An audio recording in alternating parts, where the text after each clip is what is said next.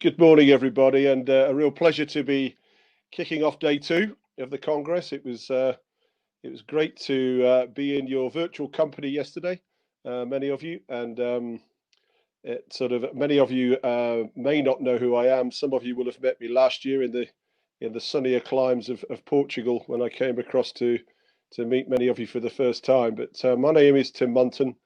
I've been working with Ian and Aston for a number of months now, over a year now, in fact, in terms of helping them review the commercial assets and the development opportunities on the commercial side of things for CPG.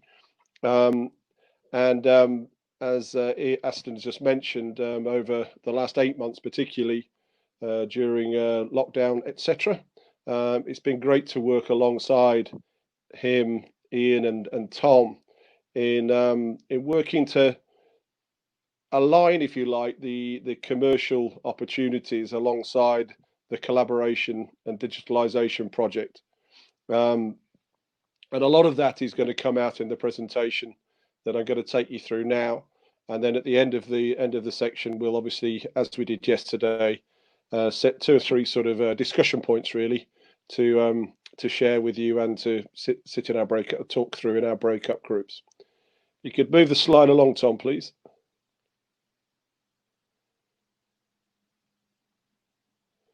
So, in terms of the piece of work I've been helping the guys with, there's a phrase that came out on a number of levels that I think really sort of highlights where ACPG has moved along over the last couple of years.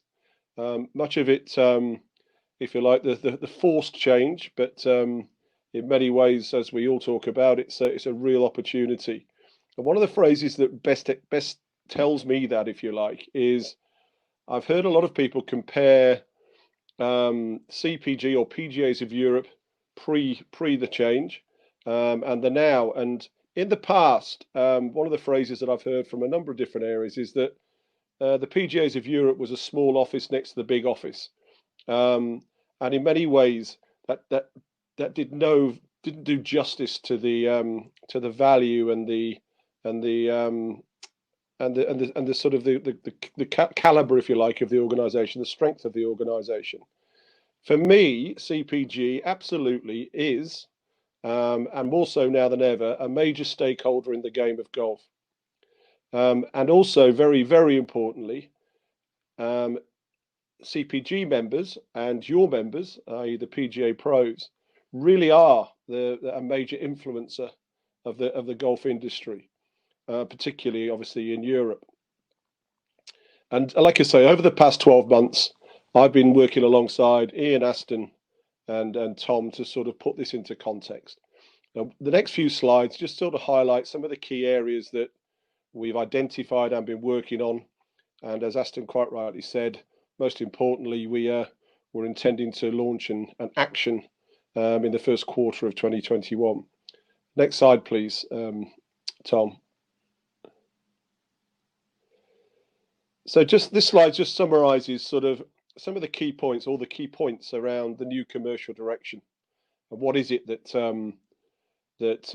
we believe will deliver great value and great resonance, if you like, within the organisation. So for each other, supporting each other, but also externally, that really make the golfing industry and the business world around the golfing industry really take notice and recognise the value of CPG and our independent member countries. So we've got 5 key points on this slide. So independent assets. What do we mean by that? You heard yesterday discussions around obviously the collaboration digitalization project. And in this sector particularly, it's the power and the benefit, if you like, of having that joint CRM and admin function. That's going to play a significant part in, on the one hand, freeing up you and your teams to have more time to look at some of the commercial opportunities, but it'll also play a part in having tools that will allow us collectively and individually to really optimize the commercial assets that we have. The aspect around physical assets, what do we mean there? It's greater profile and more significance, I think, that we can work on. And we've got some ideas about developing around the Pro-Am tournaments and creating a CPG Pro-Am series. It'll take some time, but over time that should really have some prominence in the golfing industry calendar. We're going to introduce an annual Business of Golf Awards. We had hoped to be launching that around now, but obviously this time next year, that'll be a great time to do that. We've got plans in place to deliver that next year. And something you're going to hear a lot about both today and in the first quarter of next year are sort of networking groups and networking clubs, and the President's Club in particular. More about that later. So they're the independent assets that I think we can really bring to life as a group and really benefit all from. New audiences, as we say on here, developing the reach through target audience engagement and appeal to new demographics. Tom's going to talk a bit more in the next session around the amateur golfer, and a big part obviously of what I'm talking about here is the business golfer. Obviously still an amateur, but those amateur golfers who engage in the sport through their business, and I, not being the long in the tooth golfing professional as many of you guys are, this is where I come into my own, if you like, in my own perception. You know, I class myself as a very enthusiastic golfer, and I do and have done lots of business on golf courses, and I think we have a huge opportunity as a group to sort of optimize the benefits from that. Point 3, touch points. There's so many new touch points that with the new digital platform and with the new physical assets that we've alluded to, so many more new touch points where we can sort of engage with our business audience, with our partners, with our sponsors, and whether that be through communication tools, the new leagues that are being talked about, the parent and child initiatives, doubles golf. There's lots of different touch points around the sport as well as the events that we're talking about that we can all both offer out to our commercial partners to deliver great value, but also help us engage with the audience that we also so need. That word collaboration, absolutely key to everything that we're all talking about this week, and will be absolutely right at the heart of everything we do next year as an organisation, and sort of really sort of working out how can we introduce those real collaborative opportunities with member countries that deliver the tangible values both in education, coaching, business, pro-ams. But in the context of this, it's very much in those partnership and sponsorship relationships, both enhancing those that are yours and that you've held for many years, and also in the reverse. And again, this will be part of discussions later. How could you as member PGAs help CPG sort of work with a new audience and introduce new partners to CPG as well? And then I guess the real big sort of end game, if you like, that I believe through the new assets that we have and the new commercial strategies, we really can as a group engage with some of those big international brands that maybe in the past we haven't really had the assets to attract or to engage with. But when you think that of the 32 independent countries, the 12,500 PGA professionals that you guys all represent and interact with, and then the knock-on of the businesses and the amateur golfers that our members that they interact with on a daily basis, we really have some great opportunities to really increase and improve the relevance of the association, and really sort of drive revenues and drive more value to everybody involved. Next slide, please, Tom. Next slide, Tom. Thank you. So in the context of commercial partnerships, which is a very broad phrase, commercial partnerships, But the key to it, as is at the top of here, is developing a value proposition and a partnership model, creating with the creation of mutually beneficial business initiatives, the highest standards. Something that golf has at its core as a sport and stands out there amongst other sports are the high standards that the sport attract. And in terms of being able to use that as something that we sort of make sure that we embrace and use as a tool in everything we do. And it's very much what has been done in the past, very much so. But it's something that we can really build on with new assets and a new collaboration between all the parties. So in terms of those different areas, and again, we're going to talk about some of these in a bit more detail, and we'll certainly be discussing them in our groups later. But the business networks are so important to all of this, and it's the pipeline through which all commercial partnerships and sponsorships come from. Yes, at the very highest level, big brand agencies are out there looking for the big sort of ticket prizes, the TV events, the sporting stadia, the shirts on the television. They're all out looking for those. We don't have those. We don't have those assets. Our assets are all about very much collaboration, about mutual benefits and working together. And whether we're operating locally, whether CPG is supporting the individual country members in helping them to extract more value and deliver better benefits, or whether it's the reverse of that and all of the members helping Ian and the team to actually come together and deliver collective benefits. That business network is so important, and we absolutely will build on the existing business networking that's been there for forever. But something that's going to become very prominent and immediately so is the introduction of the President's Club.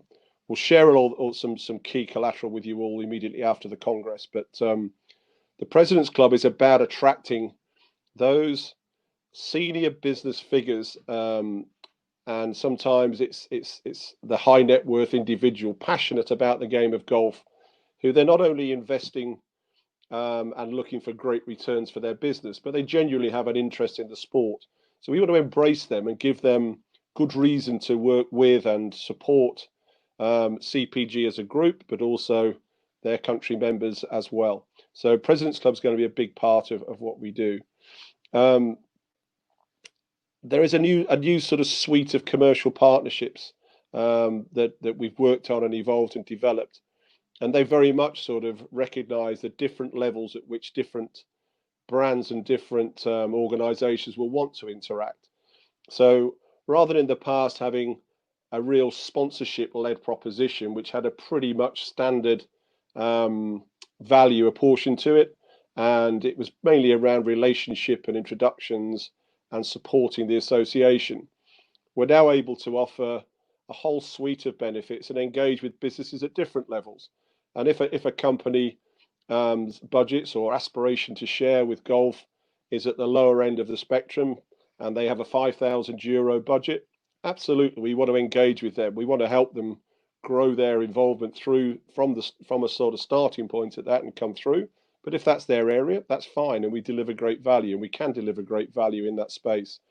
But equally, we want to take people through a journey and give them the opportunity where they have significantly more budget and budgets going into the six-figure sort of areas of 100 to 250,000 euros maybe, then we absolutely do have the assets and the relationships and the influence that can justify that sort of spend. So again, in the context of our commercial partnership structure, we now have supporter level, business partner level, and lead sponsor level, 5,000, 25,000, and 100,000 euros. It's that sort of stepping stones, and they've all got their place and they've all got their value. Looking at the touching a bit more on the Pro-Ams and the Pro-Am series, there's all of the countries have their Pro-Ams, and in some areas from the centre, Tom and Aston support a dozen or so Pro-Am events around across the membership and across the regions. What we've identified over the recent months is there's a real opportunity to develop those Pro-Ams and introduce a structure and a series to them. We're going to be adding some additional events under the CPG umbrella. starting with a pro-am at the beginning of Open Week in July at our headquarters at Centurion Club. But there's opportunities to evolve and develop that. And again, lots more to share with you on that. And we're really interested to hear your views on how we can help you with your pro-ams. After all, that is the core of what we do. We're a golfing organisation. We have the opportunity to engage with businesses and partners and sponsors on a golf course. So what can we do that makes that more meaningful to those people? How can we help them support us more? Annual Business of Golf Awards, I touched on that earlier. An annual event taking place in Central Europe, really important for our members, for your members, for the business partners to have something to really hang their coat on, if you like, to say we're celebrating the year the year with CPG at so many levels. And the business of golf really is the core of what we're about. And again, we'll share more with that with you in the first quarter of next year. Very much the intention to have an event around this time next year in Central Europe. And then, of course, the big thing that we touched on yesterday and will absolutely drive a lot of this, the new digital platform and the communication tools that will allow us to have and utilize. And summarizing on here, podcasts, webinars, newsletters, high quality digital and hard copy publications, all things that have exist and do exist currently, but we're working very hard to add some real relevance and frequency, if you like, to all of that sort of communication, all of those communication tools, to really pull them together and have real meaning and merit and value, not only to our partners but to our members in terms of what the what actually comes out of them. Next slide, please, Tom.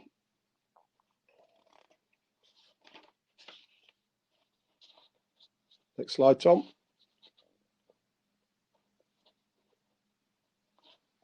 Can you hear me, Tom?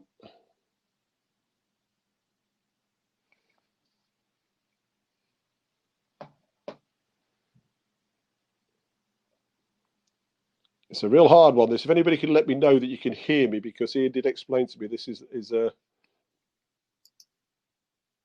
Tim, I can hear you loud and clear. So excellent. Well, if Tom can't, I'll just very well. Yeah. You keep talking, and Tom will catch you up. Talking. The next slide will appear, I'm sure. The next slide talks about the CPG Business Club, and again, we've touched on this already. And in fact, the next two slides we've really covered off. But it's about the business networking, the business clubs, and the President's Club. The President's Club is very much sort of about being elite, but not in terms of an exclusive and sort of wanting to be elite and dismissive of everybody else. The elite nature of it is very much about making sure that we don't miss the opportunity to work with those people who can help us the best. And they're the very influential business leaders and the people who have a real passion and want to engage with CPG and the PGAs in their countries and support. So business clubs and the activity, we want to help our members to host and help you learn from some of the things that we've been working on and will continue to work on. But how do we help and support you with your own introducing in some cases? In other cases, many of the members have got established business networking clubs, advisory boards, etc. But where you don't have those, we're here to help you form them. And those that do, what we want to do is be able to enhance your own current experiences and grow together through them. So, Business Club and the President's Club, working hand in hand, and sort of whilst the President's Club is about an elite shared network, it doesn't mean that the regular business networking is any less important. It's just an indication of where we see the opportunity to engage with those senior influential figures in the world of golf or in the world of business, that by working together we can deliver so much more for CPG and our members. If you can move on to the President's Club slide, Tom, particularly, I know we just got you back and jumped over Business Club. Can you do President's Club?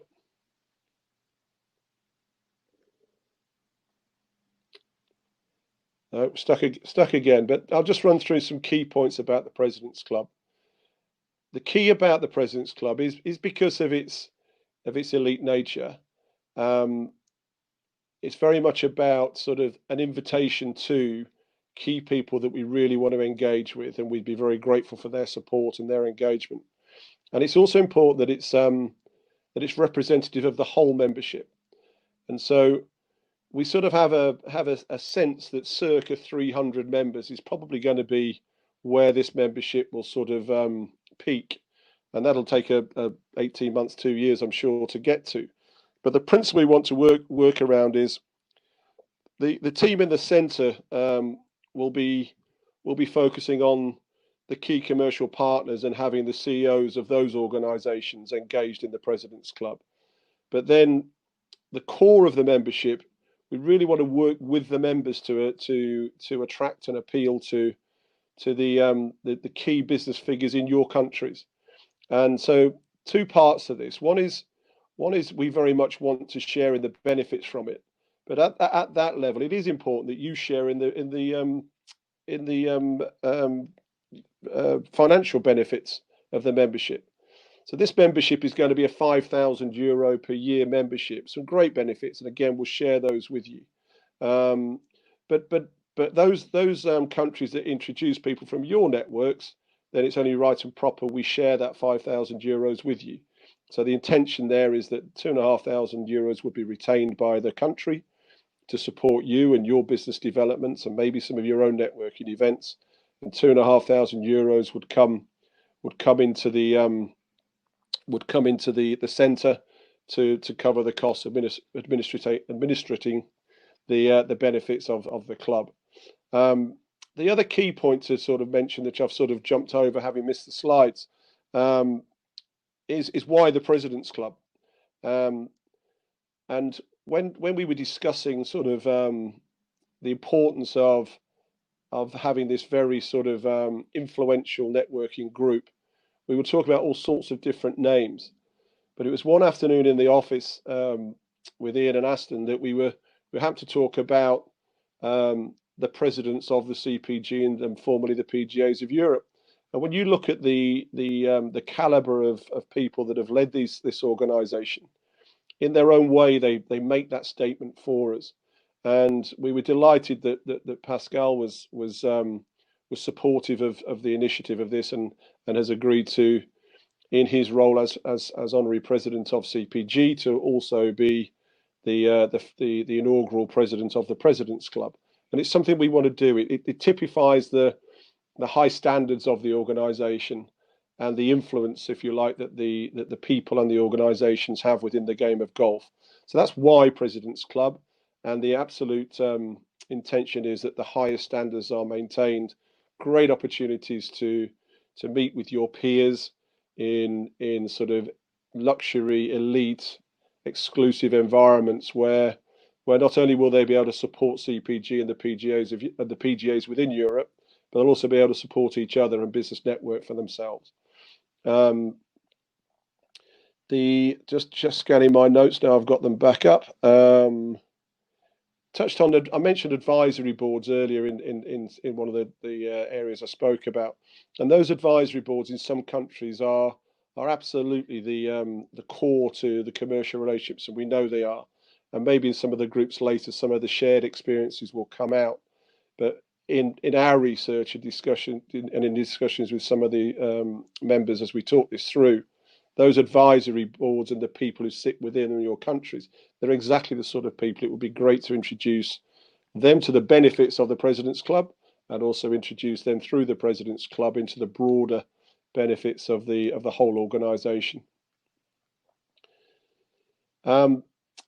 One of the key, I mean, as an example, I touched on it again as part of the Pro-Am series. The key opportunity here is that on a 3-4 times a year, that we will bring these people together to share with them the power and the benefits of working with the 32 members of CPG and working with us as a group.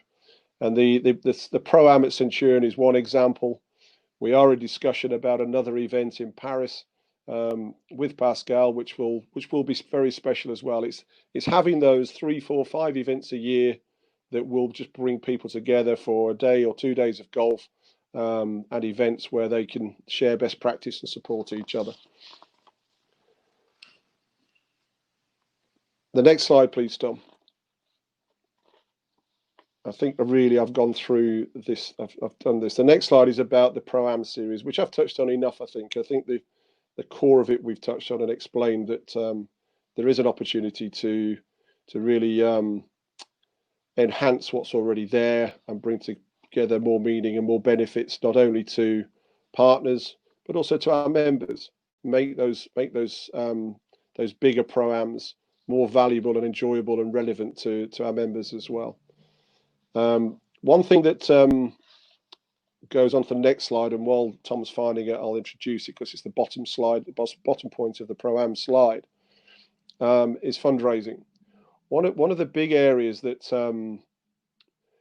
I've been trying to, using my experience of other sports and where I've worked in other areas of similar nature, and a lot of those other sporting organisations, they use their commercial partnerships and their business relationships and their networks to support a particular charity organisation that is relevant to that organisation. And clearly at CPG, we have the Ryder Cup Europe Development Trust, which is such a powerful entity. It is our entity as CPG. It's how we do so much great work, and from the funds that are generated through Ryder Cup Europe are able to support so many initiatives which our members deliver. But I just felt that there's an opportunity, and I know there's some sensitivities around how we profile this, but the principle being that through our many additional events, through our new commercial partnership opportunities, our networking clubs, there is the opportunity to raise additional funds over and above those funds that are raised through the Ryder Cups themselves, and therefore we can invest more, we can do more in terms of developing golf around across the membership, and we can have more money to invest with our members to deliver those programs. So have we got the Ryder Cup slide? Sorry, Tom. It's the final slide, obviously.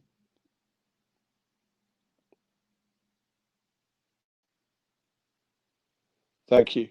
So as I just started to talk about there, the Ryder Cup European Development Trust is a real crown jewel of ours as an organisation, as a group, and we have the opportunity to do far more work through the trust by raising money for the trust at various events, and I guess also linking the Ryder Cup and our relevance, or the relevance of the Ryder Cup in the organisation, into some of the other things we do with our commercial partnerships as well. And the final point on this slide, and I'm then going to sort of hand over to the breakout groups to discuss some of these points, but it's how we can actually sort of raise the profile of our role in Ryder Cup and take some of our commercial partners and engage with them more at particularly on home Ryder Cups when we're in Italy in 2023, for example. How can we make sure that more of our partners are engaged and with us as we take on the old enemy in Italy in 3 years' time? So I've taken a bit longer through the process than was originally intended, but very much, hopefully I've captured the essence of what we've been thinking about, the excitement of some of the new initiatives, but absolutely really keen to engage with you along the whole journey. I'm very keen to have your input later through the next part of this session, and go into our breakout groups. So the key discussion points are around. I'll read the 3 points out to you before we break off, just in case we have any problems with this. But we're really keen to understand how you as members currently engage with your business community. We'd also like you then to discuss how you think your PGA can better engage and benefit from more touch points and business leaders who love golf and build a President's Club and business club, both nationally and internationally. And do this through things such as creating advisory boards, better engagement with business leaders at Pro-Am events, presentations to existing commercial partners about the new era of CPG and the tools that we're going to help you use going forward.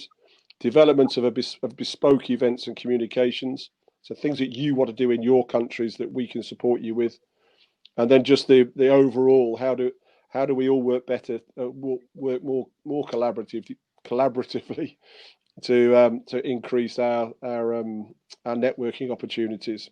And then finally, it's how do we support your activation of these and supplement them with international benefits and experiences. So I hope that came over okay, and thank you for your time. Look forward to continually working with you, and I'll hand back briefly to Ian now before we go into the groups. Thanks, Tim, and well done. And yeah, again, we struggle a little with technology, but it still functioned pretty well there, and I think your message came across as it should. I mean, in basic terms, with the exception of one or two of you, and it might not even be one or two of you, I don't think any of you as PGAs have enough money, and we certainly don't have enough money in CPG. And it's not raising money to make huge profits for our organizations. It's raising money to be more effective and more influential, and to be able to develop and reinvest in our members, and in your case, in your members, and in the development of the game. And I think, as Tim said, you know, our proposition was outdated and limited. And I think also, to an extent, we were too dependent on you and your assets, i.e. your members, to get our collective offering out there as well, and CPG's commercial partnerships. So we've taken the time to really look at how we create these more touch points, more assets that Tim's talked about there. But what we're really keen is that, again, like all the parts of our strategy, that these are not just for CPG's benefit. They're for your benefit, working with you, developing nationally and internationally, hand in hand, because that's how we're all going to succeed, and how the overall plan is going to succeed. And I am absolutely convinced it's the way we're going to generate more revenues for each of us, which enables us all to be more influential. So thanks, Tim, and a good summary there. And what we are trying to do today, based on a little bit of learning from yesterday, is to have larger breakout groups, less of them, and hopefully more people in them. And we'll break out now into the sessions, and I will see many of you on one, and I think there'll be two in operation. So look forward to speaking to you in a second.